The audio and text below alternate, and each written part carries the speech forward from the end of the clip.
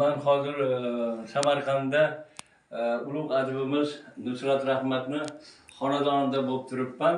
Bu kishini Jadid romanini o'qib, men nihoyatda ta'sirlanib, bu kishi bilan uchrashuvga keldim Farg'onadan. Hozir mana yana bir taajjubga solgan bir voqelik bo'lib turibdi.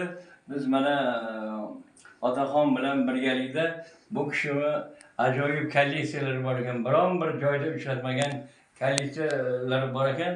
Ben şunu xonaga kirib, hozir mana shu bilan tanishtirmoqchi. Marhamat aka, Nusrat aka, bular nimalar bular? Bular bu yerda 300 dan ziyod qoshiqlar bor.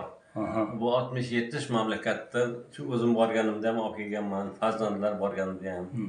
Qoshiqlarga qarab inson o'sha millatning urf-odatlarini o'rganadi. Har kimda o'ziga yarasha nimalar bor, qoshiqlari bor. Qarang, bu yerda o'sha nimadan, kokos yamog'idan yasalgan, yog'ochdan yasalgan, asosan yog'ochdan yasalgan qoshiqlar tasvirlangan. Bu yerda ko'p odamlar sovg'a ham qilishgan.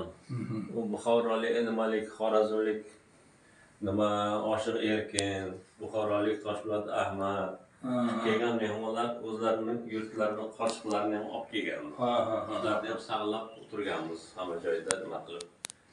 Ko'p mehmonlar kelgan, bu yerda buni ko'rgan. Toshpo'lat Ahmadni esladingiz. Hozir Sulaymon Shodiyev hozirga salom devordi. Yaxshi. Birga edik hozir. Olib kelmoqsizlar.